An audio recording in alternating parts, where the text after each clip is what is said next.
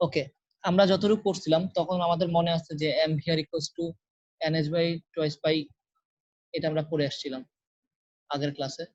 আমরা পড়ছিলাম M V R equals to পড়ে আসছিলাম যে NH by twice pi.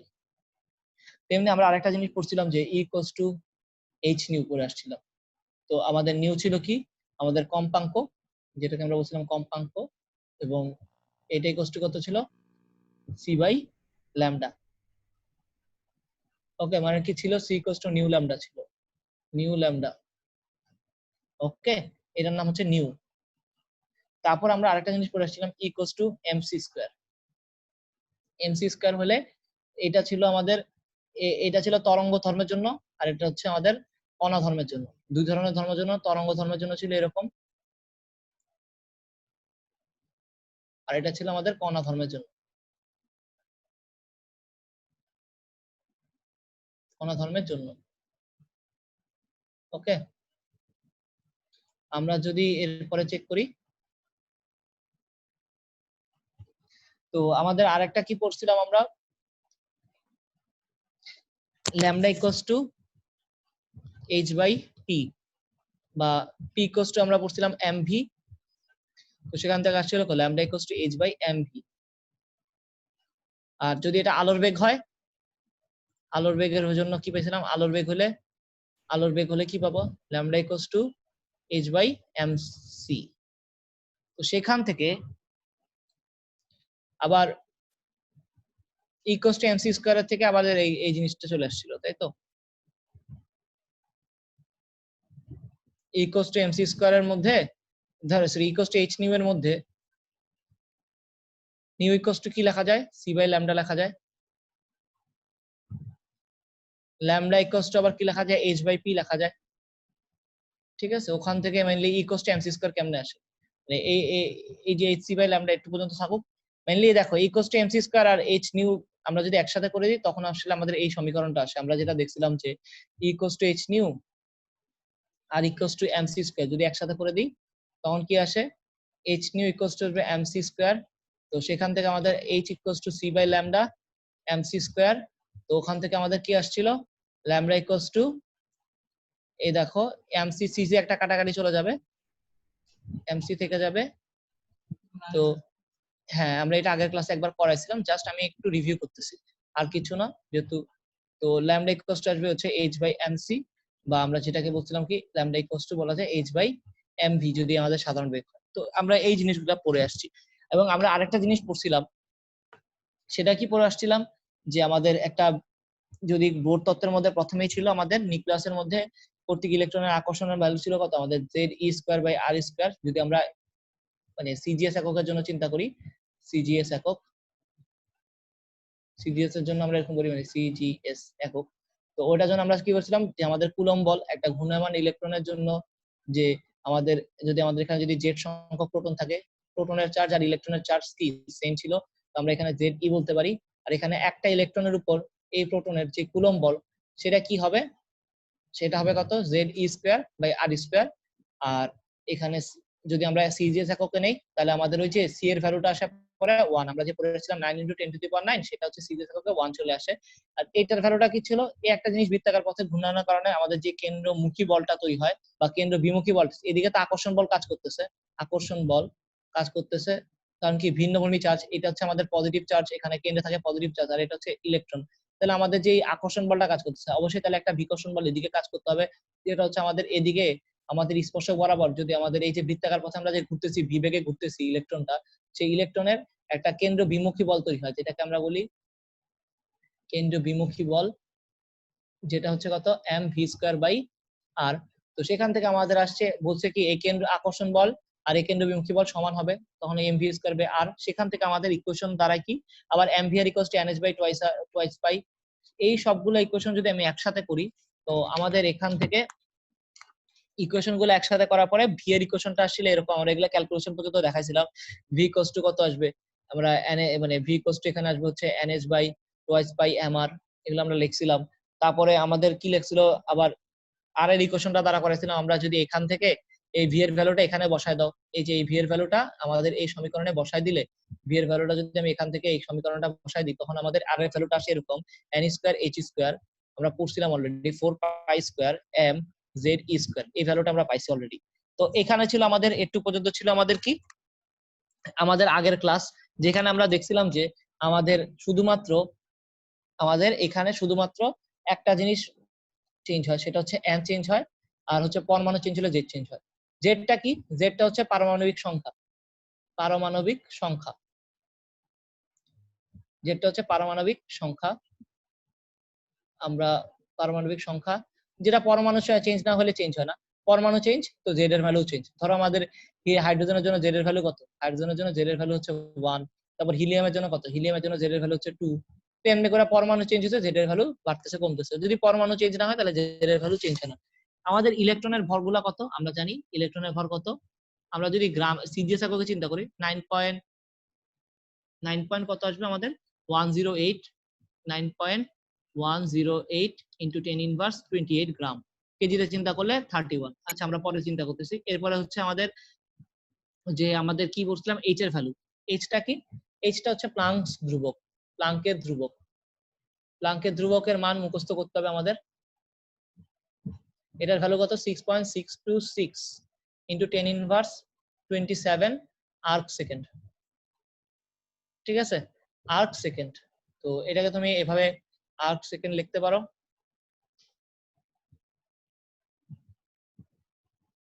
Arc second. তাহলে এইচ এর ভ্যালু আমরা জানে গেছি।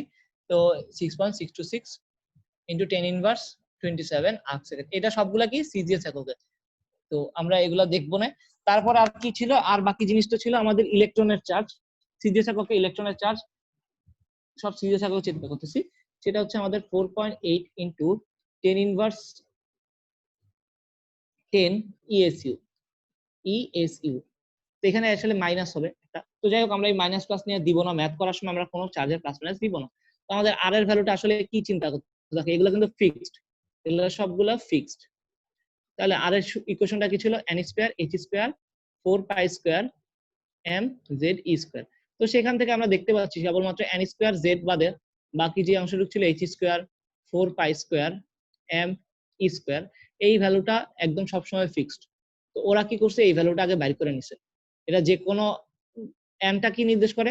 এনটা হচ্ছে আমাদের অরবিট নাম্বার, মানে বা কক্ষপথের নাম্বার। ঠিক আছে, প্রথম কক্ষপথে থাকলে এন এর এন 1, দ্বিতীয় কক্ষপথে এন এর ভ্যালু হচ্ছে আমাদের 2, তৃতীয় কক্ষপথে মানে আমরা বলতে পারি আমরা কিভাবে পড়ে আসছিলাম K shell M, K L shell M shell N shell, এভাবে করে লিখছিলাম। কে এর জন্য এন এর ভ্যালু 1, এল এর জন্য এম এর ভ্যালু 2, এভাবে করে।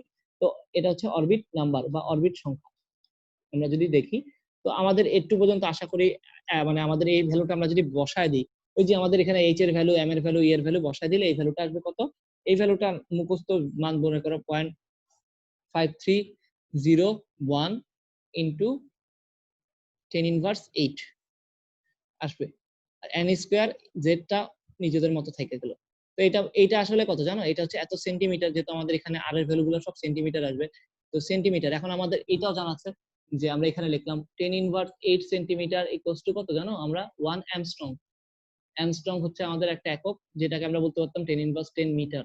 তো যাই হোক আমাদের মিটার তো ছিল না, সেন্টিমিটার, তো 1 অ্যামস্ট্রং। আমরা আসলে সবকিছু অ্যামস্ট্রং এ মনে রাখবো। তাহলে আমরা পাইছি কি আর এন এর ভ্যালু কত? 0.5301 অ্যামস্ট্রং ইনটু এখানে কত আসবে? N square by Z. লিখতে ভুলে গেছি, তোমরা লিখে নিও। Okay, N square by Z. Okay, তো যদি আমাদের প্রথম কক্ষপথে বলে, এখন প্রথম কক্ষপথে বলে খালি এন এর ভ্যালু 1 বসাই দিবা। যদি বলে লিথিয়ামের বা হাইড্রোজেনের, লিথিয়ামের প্রথম দিব না, আচ্ছা চতুর্থ কক্ষপথ নাই, ধরো চতুর্থ কক্ষপথ থাকলো, লিথিয়াম না দিয়ে আমরা যদি সোডিয়াম দিতাম বা অন্য কোনোটা দিতাম, ধরো লিথিয়ামের দ্বিতীয় কক্ষপথের, লিথিয়ামের দ্বিতীয় কক্ষপথ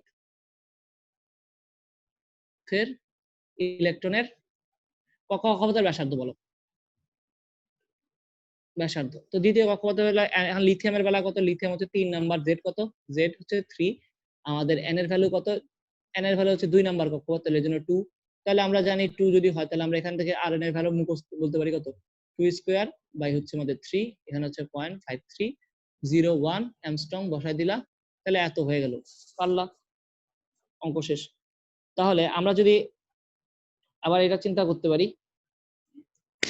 আমরা মেইনলি কি লিখছি 0.5301 হচ্ছে কত, ধরো আমাদের এক হাইড্রোজেনের এক নাম্বার কক্ষপথ, হাইড্রোজেনের যদি প্রথম কক্ষপথের ব্যাসার্ধ চিন্তা করি, হাইড্রোজেনের এক নাম্বার কক্ষপথ বা প্রথম কক্ষপথের ব্যাসার্ধ যেটাকে আমরা R1 চিন্তা করতে পারি, যেটা হচ্ছে কত 0.5301 অ্যাংস্ট্রম। একটু পর্যন্ত আমরা অনেক আগেই পড়ছিলাম হাইড্রোজেনের প্রথম কক্ষপথের। ওকে, ব্যাসার্ধ। ওকে, এইটুকু ছিল আমাদের প্রথম জিনিসপত্র। তারপরে এখন আমাদের যদি ইকুয়েশনের মধ্যে আর এর মানটার মধ্যে আমরা একটু আগে পড়ে আসছিলাম, দেখো আর ইকুয়ালস টু কত ছিল, আর ইকুয়ালস টু ছিল হচ্ছে n square h square by ছিল আমাদের 4 pi square m z square. এটা কিভাবে পাইছিলাম আমরা জানি, অলরেডি বলছি যে এখানে, যে এর আগের পৃষ্ঠায়, যে এইখানকার ভি এর ভ্যালুটা যদি এখানে বসায় দাও তখন n square h square 4 pi square, এখানে আর একটা একটা কাটি চলে যাবে। আমরা যদি জাস্ট ক্যালকুলেশন করি এরকম কিছু একটা আসবে, যে n square h square 4 pi square m z square. আবার আমরা দেখছি কি অ্যাম্পিয়ার ইকুয়ালস টু কত জানি, ampere equals to nh by 2h pi. তাহলে আমাদের কি লিখতে পারি, আর ইকুয়ালস টু লেখা যাবে যে nh by 2h pi mv, এটা লেখা যাবে, হ্যাঁ লেখা যাবে। তো আমরা যদি এখানে লিখি দুটো ইকুয়েশন একসাথে করে দিই, আর ইকুয়ালস টু এটা জানি, আরেকটা হচ্ছে nh by 2h pi mv। তোমরা দেখো তাহলে আমাদের এই দুটো ইকুয়েশন থেকে আমরা এখন আবার একটা নতুন ইকুয়েশন পাবো, কার জন্য ইকুয়েশন পাবো, ভি এর জন্য ইকুয়েশন পাবো। দেখো এম এম এই পাশ থেকে কাটাকাটি করে দিলাম, 2 এর সাথে 4 এর সাথে কাটা গেলে থাকবে একটা 2, একটা পাই কাটা দিলে একটা পাই থাকবে খালি নিচে। তো উপরে এনএচ এনএচ কাটাকাটি গেলে একটা একটা করে কাটাকাটি চলে গেলে থাকবে এনএচ। মানে যদি আমরা কাটাকাটি করি এই পাশে থাকবে এনএচ বাই টুয়াইস পাই। তুমি দেখো 4 এর সাথে এখানকার 2 কাটাকাটি গেলে থাকবে 2, পাই স্কয়ারের সাথে পাই কাটাকাটি থাকবে পাই, এম এম কাটাকাটি চলে গেছে। তাহলে নিচে থাকবে কি, নিচে থাকবে হচ্ছে জেড ই স্কয়ার। আর ওইখানে নিচে এখানে কি আছে, এখানে হচ্ছে এনএচ কাটাকাটি চলে গেছে, এই এনটা এখানের সাথে কাটাকাটি করেছি, এই এইচটা এখানে একটা কাটাকাটি চলে গেছে, থাকলো এখানে কেবল নিচে 1/v।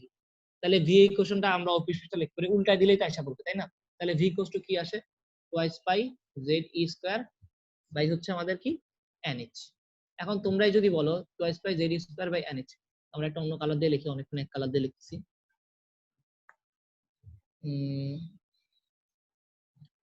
আমরা যদি লিখি তাহলে twice by z square by n. এখন তোমরা দেখো এই জেড আর এন তো ফিক্স, মানে এটা সরি এরা ফিক্স না, বাকিগুলো ফিক্স, তাই না?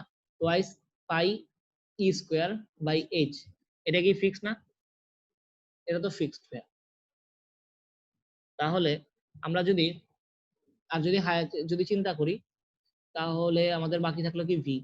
তো ভি বাদে তাহলে জেড বাই এন, বাকি যেটুক থাকলো 2 ইন্টু 3.14 বসাই দিলা। তারপরে হচ্ছে কত, ই এর ভ্যালু ছিল কত 4.8 ইন্টু 10⁻⁻10 স্কয়ার করে দিবা। এই এইচটা কত 6.626 ইন্টু 10⁻⁻27, এটা বসাই দিলে কত আসে একটু চেক করে বলো তো ভাই। তাহলে এটা হচ্ছে কত, এটা হচ্ছে ধরো একটা হাইড্রোজেনের, এখানে একটা হাইড্রোজেন পরমাণু আছে, এখানে একটা প্রোটন আছে ধরে নাও। তো এখানে এখানে একটা ইলেকট্রন থাকলে সেই ইলেকট্রনটা যে বেগটা হবে, সেই ইলেকট্রনের বেগটাই হচ্ছে কি আমাদের এই যে এর ভ্যালুটা, এর ভ্যালু। তো আর আমরা যদি এখন হাইড্রোজেনের জায়গায় যদি আমি বলতাম আবার একটু আগে লিথিয়ামের বেলায় দ্বিতীয় কক্ষপথের যে ঘূর্ণায়মান ইলেকট্রন, লিথিয়ামের, আমি যদি এরপর অঙ্ক করতে যাই লিথিয়ামের দ্বিতীয় কক্ষপথের ঘূর্ণায়মান ইলেকট্রনের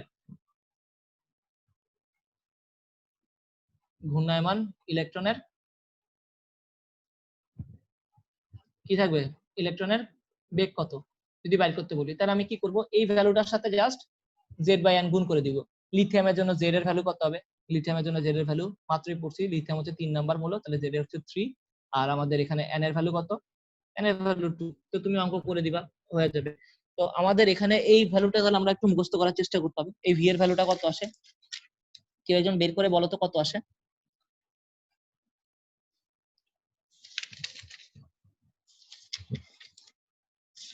কেউ কি বের করতে পারো নি? এটা আসছে হচ্ছে 2.188 সামথিং কিছু একটা আসবে, ইন্টু 10⁻⁴ কিছু একটা আসবে, দেখো এরকম কিছু একটা আসবে। ক্যালকুলেশন করো ভাইয়া, তোমরা ক্যালকুলেশন করে দেখো 2.18 ইন্টু 10⁻⁴ জেড বাই এন, এখানে হচ্ছে সেন্টিমিটার পার সেকেন্ড। আর যদি মিটার পার না, দেখি ঠিক লিখছি নাকি, 10⁻⁴ নাকি 8, তারা তো সেন্টিমিটার পার সেকেন্ডে করলে সেন্টিমিটার থেকে মিটারে নিলে না, এটা আসবে 10 কত আসবে, 10⁸ আসবে বোধহয়। ভুল লিখছি, 10 টু দি পাওয়ার 8 হবে, ঠিক আছে, মাইনাস 10 20 এখানে 27, হ্যাঁ 10 টু দি পাওয়ার 8 আসবে, 2.88 into 10 to the power 8 centimetre per second. Okay, তো এটাকে যদি তুমি মিটার পার সেকেন্ডে লেখো, তাহলে মিটার পার সেকেন্ডে আমরা সাধারণত অ্যান্সার করতে চাই, তাই না, মিটার পার সেকেন্ডে। তাহলে কি করি আমরা, তাহলে 10 টু দি পাওয়ার 6 হয়ে যাবে, 2.188, আরেকটা 80, আরেকটা মনে হয় 80 হবে, 2.18888 into 10 to the power 6 metre per second. তাহলে ভি এর ভ্যালুটা আমরা বের করে ফেলতে পারবো। তাহলে আমরা লিথিয়ামের দ্বিতীয় কক্ষপথের ঘূর্ণায়মান ইলেকট্রনের বেগটা বের করতে বলে এখন কি বের করতে পারবা না?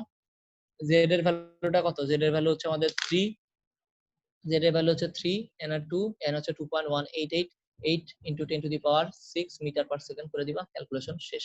ক্যালকুলেট করতে পারবা? আশা করি ক্যালকুলেটর চাপলে এটা পারবা।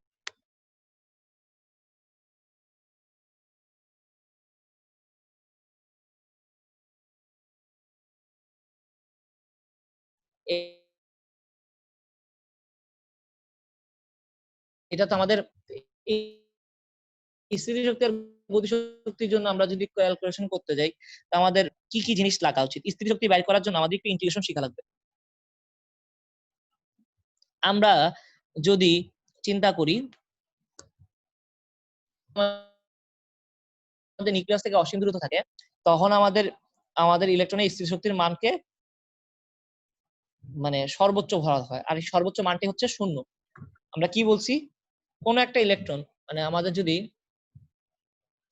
দেখো আমরা বিভব সম্বন্ধে আমাদের আইডিয়া আছে কিনা জানি, আমরা যদি বিভব চিন্তা করি, মানে ধরি আমার মানে যদি ধরো আমাদের একটা জিনিস এই নিউক্লিয়াসটা আছে এখানে, এই নিউক্লিয়াস থেকে এটা অসীম দূরত্বে আছে কোন একটা ইলেকট্রন। আমরা জানি কি অসীম থেকে একক ধনাত্মক আধান, এখানে যদি একটা চার্জ থাকে সেটা চারদিকে একটা কি হবে, তড়িৎ ক্ষেত্র তৈরি হয়। একটা চার্জ থাকলে সে চার্জের চারদিকে একটা তড়িৎ ক্ষেত্র তৈরি হয়। তড়িৎ আমরা বিভবের সংজ্ঞা কিভাবে পড়ছিলাম, অসীম থেকে একক ধনাত্মক আধানকে যদি তড়িৎ ক্ষেত্রের কোন একটা বিন্দুতে আনতে যে পরিমাণ কাজ করতে হয় সেটাকে আমরা বলতাম বিভব, তাই তো, একক ধনাত্মক আধান।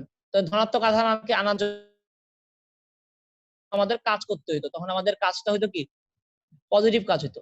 আর যদি আমাদের ঋণাত্মক আধান হয় তখন আমাদের কাজটা হবে কি নেগেটিভ। যদি আমাদের ঋণাত্মক আধান হয় তখন কাজটা হবে কি নেগেটিভ। আমাদের এখানে একটা যদি এখানে তো আমাদের অলরেডি প্রোটন আছেই, প্রোটন আছে না ভাই, প্রোটন থাকলে সেটা কি করবে, তৈরি করবে, সেখানে যদি নেগেটিভ করবে কোথায় আমাদের, তাহলে আমাদের বিভবের সূত্রগুলো আমরা পড়ে আসছিলাম, মনে আছে কি ছিল বিভবের সূত্র? আমরা 19 এ পড়ে আসছিলাম 1/4 পাই না 19 তো এটা পড়ি নাই। যাই হোক আমাদের মনে রাখবা যে বিভবের সূত্র কি ছিল 9 ইনটু 10, এখানে আসলে বিভবের সূত্র ছিল এরকম 9 ইনটু 10 টু দি পাওয়ার 9 কি ছিল আমাদের Q/R ছিল।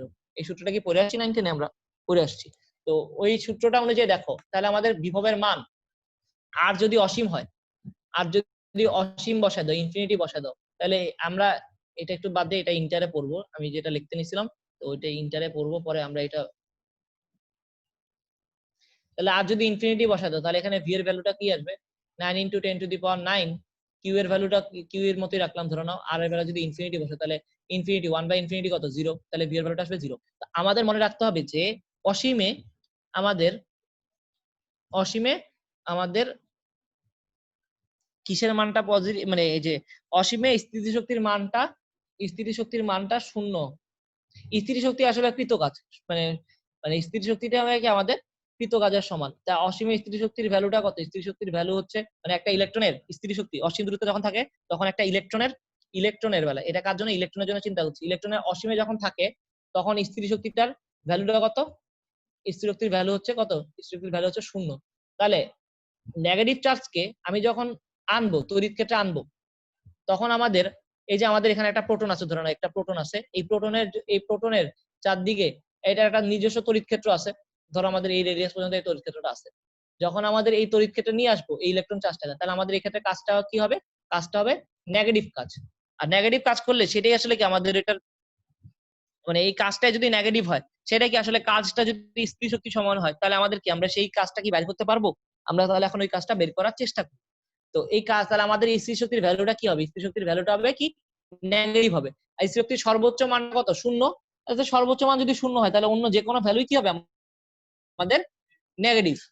এটা সর্বোচ্চ মান যদি 0 হয় তাহলে অন্য যে কোনো মানটা কি নেগেটিভ হবে না? নেগেটিভ হবে। তো এই জন্য অসীম দূরত্বে এটার ভ্যালুটা সর্বোচ্চ মান সেটা হচ্ছে কত?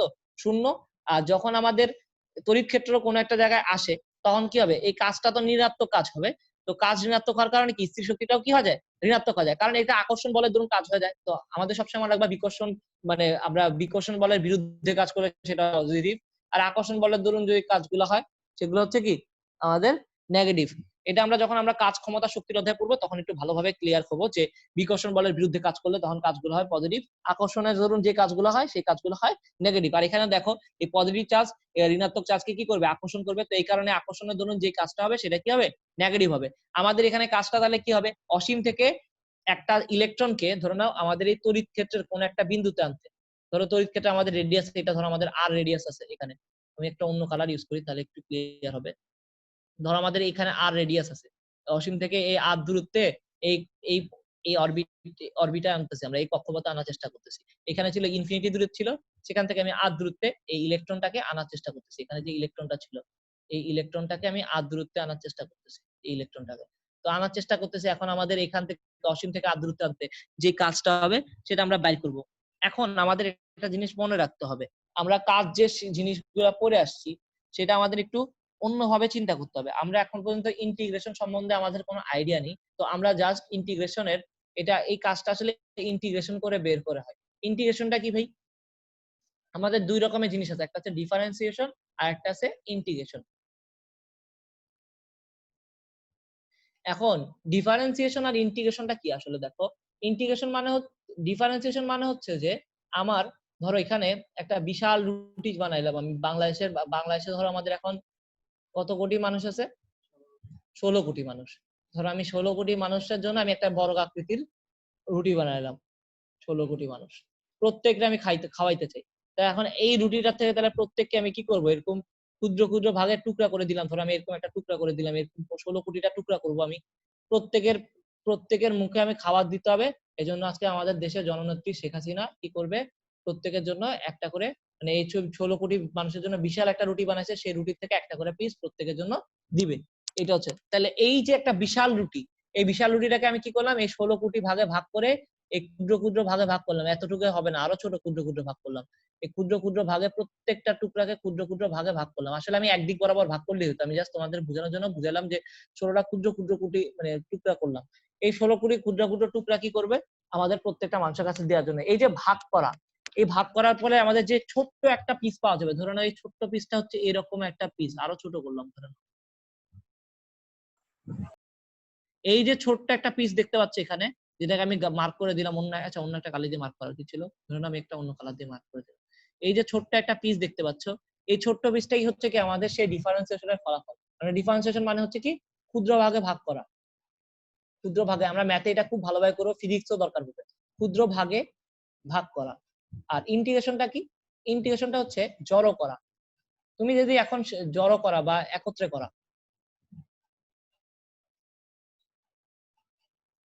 এই যে দেখো 16 কোটি মানুষের কাছে যদি আমি 16 কোটি ক্ষুদ্র ক্ষুদ্র টুকরা দিয়ে দিই, দেওয়ার পরে যদি সবার লাস্ট মোমেন্টে যারা মুখে দেওয়ার আগেই আমি বললাম যে ওই ভাই আমার সব টুকরা আবার ফেরত দাও, তাহলে আমি যদি সব টুকরা আবার ফেরত দিয়ে আবার একত্রিত করি তাহলে আমি এই বিশাল বড় রুটিটা পাবো না। মানে আমি যদি সবাইকে এই ক্ষুদ্র ক্ষুদ্র ভাগ করে এই রুটিটা দিয়ে দিলাম, ক্ষুদ্র ভাগে রুটিটা দিয়ে দিলাম, দেওয়ার পরে যে ক্ষুদ্র ভাগ হলো সেই ক্ষুদ্র ভাগগুলো হচ্ছে ডিফারেন্সিয়েশন করা, মানে ক্ষুদ্র ক্ষুদ্র ভাগে ভাগ করা। আর এই সবগুলা ক্ষুদ্র ক্ষুদ্র টুকরা গুলাকে যদি আমি একত্র করি তাহলে সেটা আমি কি হবে? সেটাকে বলবো ইন্টিগ্রেট করা। ঠিক আছে? এখন আমি বললাম যে না, আমি ইন্টিগ্রেশনটা তাহলে দুই রকমের হতে পারে। ইন্টিগ্রেট করার সময় দেখা গেছে যে যে আমি ঢাকা থেকে ঢাকার অংশের মানুষগুলো, আমাদের তো 6টা ডিস্ট্রিক্ট, ধরুন আমাদের এই একটা ডিস্ট্রিক্ট, এই যে এখানে আরেকটা কয়টা ডিস্ট্রিক্ট এখন? 7টা ডিস্ট্রিক্ট না? তো আমাদের রংপুরকে ডিস্ট্রিক্ট মনে হয় না নাকি? তো আমাদের এখানে যতগুলা ডিস্ট্রিক্ট আছে সবগুলাকে আমি যদি ভাগ ভাগ করে দিই, দেখা যাবে ঢাকার মানুষ বলছে কি আমরা দিব না। ঠিক আছে? তো ঢাকা বাদে বাকি যে ডিস্ট্রিক্ট গুলো আছে তারা হচ্ছে দিতেছে। আমি এখন সরি, কেবল ঢাকার গুলো আমি কালেক্ট করতে পারছি, বাকি ডিস্ট্রিক্ট গুলো আমি পারলাম না। তাহলে আমি কেবল ইন্টিগ্রেশন করে ঢাকা থেকে কেবল এখান থেকে শুরু করে ঢাকা পর্যন্ত আমি রুটিগুলা পাইলাম, বাকিগুলা পাইলাম না। তো আমাদের যদি দেখো ঢাকা পর্যন্ত মানে আমি কেবল ঢাকারটাই পেলাম, তখন আমি হচ্ছে কি করলাম, লিমিট করে দিলাম, মানে আমি কেবল ঢাকার অংশ পাইলাম, বাকিগুলা পাইলাম না। তাহলে আমাদের একটা হচ্ছে অনির্দিষ্ট করা করা যায়, আর একটা হচ্ছে নির্দিষ্ট ভাবে ভাগ করে দিলাম, যে ঢাকার মানুষের রুটি আমি সব আবার কালেক্ট করে ফেললাম। তখন আমাদের একটু পর্যন্ত যেই ধরনের এক হচ্ছে জড়ো করা হবে, সেটাকে বলবো আমরা হচ্ছে নির্দিষ্ট মানে নির্দিষ্ট করে দিয়ে আমি কেবলমাত্র ঢাকার অংশগুলোই পাইলাম, আর ঢাকা অংশের আমি রুটিগুলো একত্র করতে পারলাম, বাকিগুলো আমি পারলাম না। তো আমাদের ইন্টিগ্রেশন এইভাবে করে আমাদের দুই ভাগে ভাগ করা যায়, একটা হচ্ছে নির্দিষ্ট ইন্টিগ্রেশন আর একটা হচ্ছে অনির্দিষ্ট ইন্টিগ্রেশন। নির্দিষ্ট ইন্টিগ্রেশনে মানে আমি লিমিট সেট করে দিলাম, আমি এই পয়েন্ট থেকে এই পয়েন্ট পর্যন্ত সকল জিনিস কালেক্ট করব, বা এই পয়েন্ট থেকে এই পয়েন্টের সকল অংশের ক্ষেত্রফলটা বাইর করব, বা আমাদের ইন্টিগ্রেশন করে মেইনলি ক্ষেত্রফল বাইর করি আমরা। ইন্টিগ্রেশনের ফলে আমরা মেইনলি ক্ষেত্রফল বাইর করি। তো আমি একটু অংশের জায়গা যতটুকু রুটি আছে একটু কালেক্ট করলাম, এটা হচ্ছে লিমিট করে দেওয়া বা আমরা নির্দিষ্ট করে দিলাম। আর যখন আমাদের আরেক ধরনের আছে সেটাকে বলা হয় অনির্দিষ্ট, যেটার মধ্যে আমি কোনো কিছু বলে দিলাম না যে আমাদের মানে এই জড়ো করব কিভাবে, ঠিক আছে, আমি কোন জায়গা থেকে শুরু করবো, আমার এন্ড পয়েন্ট আর শুরুর পয়েন্ট আমার জানা নেই। তো আমাদের তখন এই ধরনের ইন্টিগ্রেশন গুলোকে বলা হয় অনির্দিষ্ট ইন্টিগ্রেশন। তাহলে ইন্টিগ্রেশন আছে কয় প্রকার, দুই প্রকারের, একটা হচ্ছে নির্দিষ্ট ইন্টিগ্রেশন আর একটা হচ্ছে অনির্দিষ্ট ইন্টিগ্রেশন। তো এগুলো আমাদের শিখতে হবে। আমাদের জাস্ট আজকে যেই কাজটা, আমাদের যেই লিমিট, আমরা যেই জিনিসটা করতে চাই, আমরা স্থিতি শক্তি বের করতে চাই, সেটার জন্য আমাদের কি বের করতে হবে, স্থিতি শক্তির জন্য আমাদের একটা ইন্টিগ্রেশন শিখতে হবে। সেই ইন্টিগ্রেশনটা কি, আমরা ইন্টিগ্রেশনে একটা সূত্র শিখবো এখন, জাস্ট একটা সূত্র শিখবো, x to the power N কে ইন্টিগ্রেশন করতে হবে।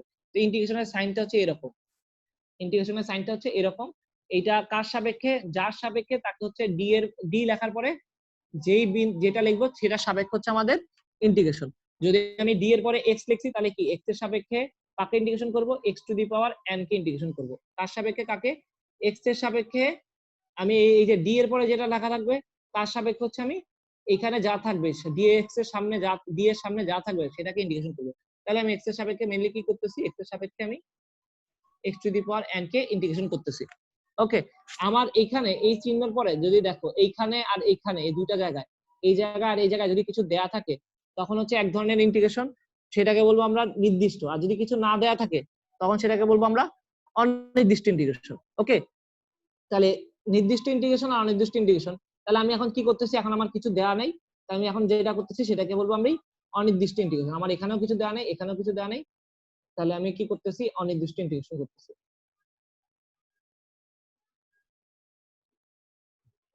তাহলে অনির্দিষ্ট, তো আমাদের এটা একটা সূত্র, x to the power N কে ইন্টিগ্রেশন করলে কি পাওয়া যায়, x to the power N plus one by হচ্ছে এন প্লাস ওয়ান, এটা হচ্ছে ফলাফল, প্লাস একটা সি। অনির্দিষ্ট ইন্টিগ্রেশনে একটা সি দিতে হয়, ঠিক আছে, এটা হচ্ছে রেজাল্ট, মানে এটা আমাদের অনেক ধ্রুবক যেটা আমাদের দিতে হয়, ঠিক আছে। আমি এটা কেন দিতে হয় এগুলো আমরা ম্যাথ ক্লাসে পরবর্তীতে আলোচনা করব। তো এখন আমাদের আরেকটা জিনিস শিখতে হবে যে ইন্টিগ্রেশনে যদি এরকম কিছু থাকে যে এখানে ধরো 1 এখানে আছে 2, তাহলে এটাকে বলবো আমি লোয়ার লিমিট,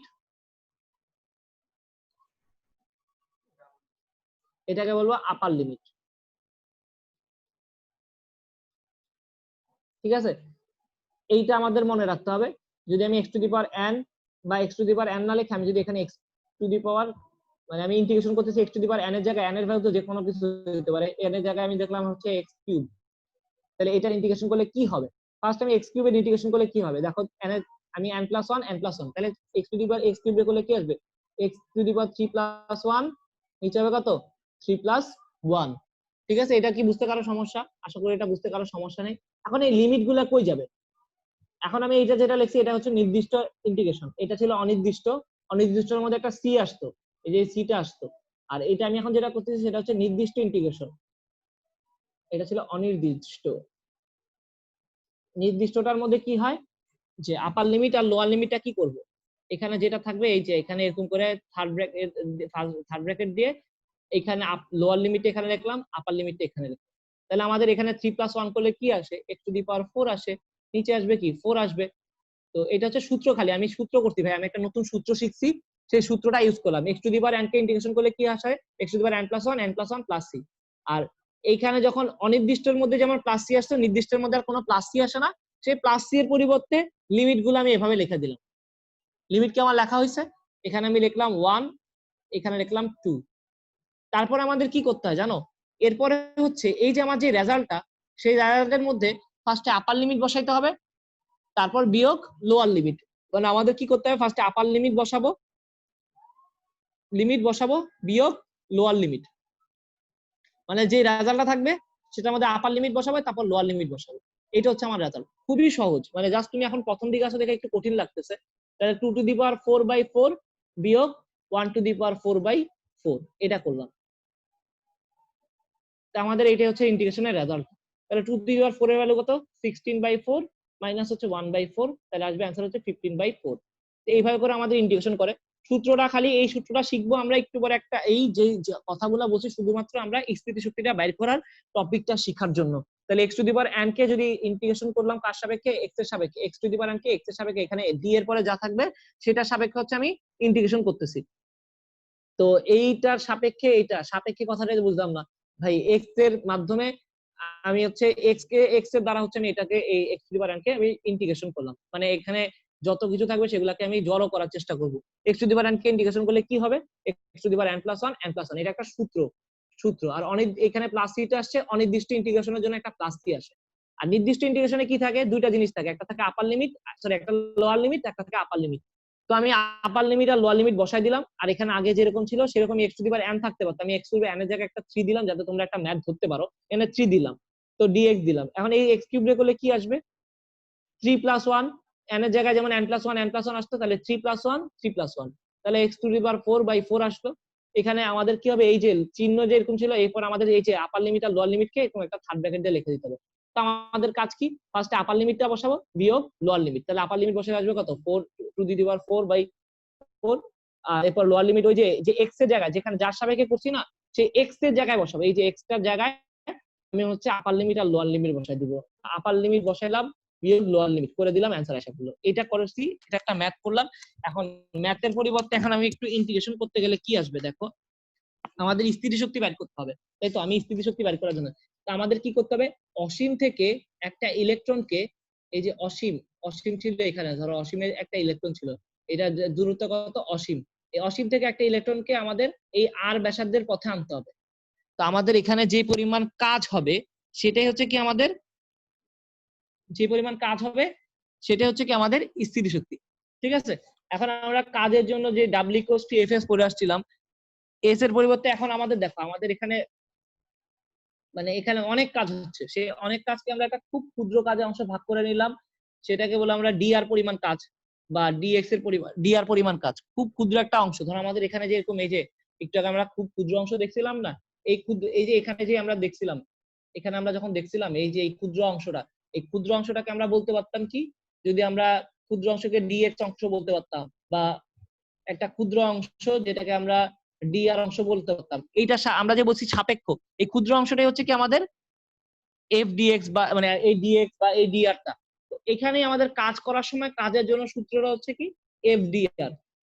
কেন f dr, বল ইনটু সরণ না। আমি হচ্ছে প্রথমে একটা ক্ষুদ্র কাজ বের করব, সেই ক্ষুদ্র কাজটার মান কত হবে, ক্ষুদ্র কাজের জন্য আমাদের বলটা হচ্ছে f, আর আমাদের সরণটা হচ্ছে dr, খুব ক্ষুদ্র সরণ। আমি যদি এই ক্ষুদ্র সরণটা বের করে ফেলতে পারি, তারপরে আমি কি করব, এই ক্ষুদ্র সরণটা বের করার পরে আমি হচ্ছে ক্ষুদ্র সরণটাকে যদি ইন্টিগ্রেট করে ফেলি, ক্ষুদ্র সরণের সাথে আমার এই বলের গুণফলটা, মানে আমি যে ক্ষুদ্র কাজটা পাবো, সেই ক্ষুদ্র কাজটা হচ্ছে একটা খুব ক্ষুদ্র পরিমাণ কাজ, ধরো এটাকে আমি dw লিখলাম। এই কাজটাকে আমি যদি একসাথে ইন্টিগ্রেশন করি, তাহলে আমি হচ্ছে বড় কাজটা পেয়ে যাব। আচ্ছা, অনেকে কিছুই বুঝি নাই ভাই, কি করলেন কিছু বুঝলাম না। তো এখন আমাদের ইন্টিগ্রেশনের আইডিয়া ক্লিয়ার না, যেটা আমি তোমাদেরকে বলে দিই। ক্ষুদ্র কাজকে যদি আমি ক্ষুদ্র বল দ্বারা, ওই যে আমরা ছোট ছোট বালুকণা বিন্দু বিন্দু জল গড়ে তোলে মহাদেশ সাগর অতল, এইটার মতোই হচ্ছে আমাদের হচ্ছে, যদি আমাদের কোনো এক জায়গায় ক্ষুদ্র পরিমাণ কাজ থাকে, তুমি দেখো ক্ষুদ্র রুটির টুকরাকে আমি যদি একত্রে করি, তাহলে আমি যেমন বড় রুটির টুকরাটা পাইছিলাম, তেমনি আমি যদি ক্ষুদ্র কাজকে যদি একত্র করি, তাহলে আমি কি পাবো, এই বড় একটা কাজ পেয়ে যাব। এটাই হচ্ছে আমাদের কনসেপ্টটা দিয়ে আমাদের ইন্টিগ্রেশনের কনসেপ্ট আসছে, ক্ষুদ্র কাজকে আমি একত্র করে বড় পরিমাণ কাজ। তো প্রথম ক্ষুদ্র কাজটাকে আমি যদি ডিডব্লিউ বলি, পরের ক্ষুদ্র কাজটা যদি ডিডব্লিউ হয়, তা আমি কি বারবার এইরকম ডিডব্লিউ যোগ করতে থাকবো? আমার যোগ করার দরকার নেই, আমি তখন লিমিট সেট করে দিব। লিমিট সেট করে দিলে আমি অঙ্ক করে ফেলতে পারবো, সূত্র বসায় অঙ্ক করে ফেলতে পারবো। তাই একটা যে আমার তাহলে প্রথম কাজ হবে যে যে কোনো একটা ক্ষুদ্র কাজের পরিমাণ বের করে ফেলা। এই যে আমি প্রথম ক্ষুদ্র কাজের পরিমাণটা বের করে ফেলতে পারলে বাকি ক্ষুদ্র কাজের পরিমাণগুলো আর বাইর করার দরকার নেই। তো প্রথম ক্ষুদ্র কাজের পরিমাণ বের করার জন্য প্রথম ক্ষুদ্র কাজের জন্য আমাদের সরণ কতটুক, সরণ হচ্ছে dr, এবং প্রথম ক্ষুদ্র কাজের জন্য আমাদের বল কতটুক, বলটা হচ্ছে f। তাহলে আমাদের কৃত কাজটা কি হবে, কৃত কাজ dw হবে fdr। এরপর আমি কি করব, এরপর আমি হচ্ছে কাজটাকে ইন্টিগ্রেশন করে দিব। ইন্টিগ্রেশনটা কিভাবে করব, এই যে দুই পাশে ইন্টিগ্রেশন করে দিলেই আমি কি পেয়ে যাব, আমাদের এই দুই পাশে যদি আমি ইন্টিগ্রেশন করে দিই তাহলেই হচ্ছে আমি বড় কাজটা পেয়ে যাব। এই ক্ষেত্রে আমার বড় কাজটা হবে w, আর এই ক্ষেত্রে আমার একটা লিমিট সেট করে দিতে হবে।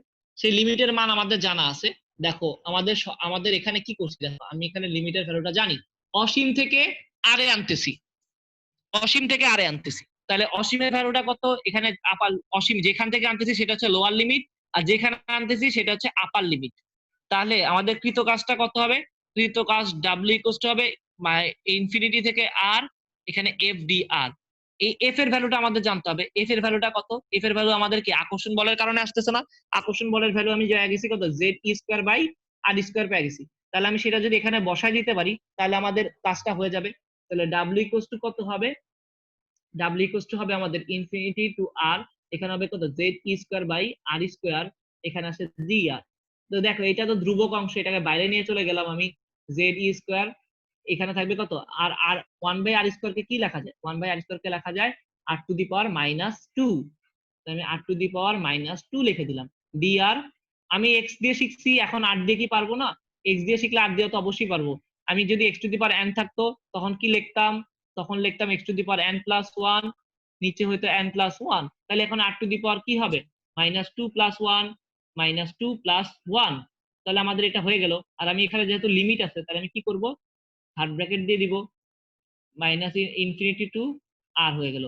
তাহলে এখানে কি আসলো, এখানে দেখো মাইনাস টু প্লাস ওয়ান হবে কত, minus minus two plus one হচ্ছে মাইনাস ওয়ান, তো মাইনাস সামনে চলে গেল। আর R to the power minus two plus one, তাহলে কি R to the power minus one, তাহলে R to the power minus one কে লেখা যায় ওয়ান বাই আর।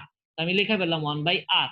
তো সামনে ছিল আমাদের জেড স্কোয়ার, সেই জেড স্কোয়ারটাও লিখে দিলাম, এখানে জেড স্কোয়ারের মধ্যেই আছে। আর লিমিটটা কি, ইনফিনিটি টু আর। তাহলে ফার্স্টে আর এর জায়গায় আর বসাবো, তারপর বিয়োগ করব, কি বসাবো, ইনফিনিটি বসাবো। আমি ফার্স্টে আমি আবার একটু জিনিসটা লিখলাম, কি ছিল আমাদের এখানে ওয়ান বাই আর ছিল এরকম আর, আর এখানে ছিল ইনফিনিটি জেড ই স্কোয়ার। আমি ফার্স্টে আর এর জায়গায় আর বসাইলাম, এটা ছিল আমাদের আপার লিমিট, বিয়োগ লোয়ার লিমিটে কি আর এর জায়গায় ইনফিনিটি বসালাম, এই যে বসালাম। আমাদের এখানে যা থাকবে সেটা তো এখানে ফার্স্টে লিখবো, তারপর আমি আপার লিমিটটা বসালাম, আর এর জায়গায় আর বসাইছি, বিয়োগ এখানে আর এর জায়গায় লোয়ার লিমিট বসিয়ে দিলাম, এখানে আমাদের হচ্ছে জেড ই স্কোয়ার।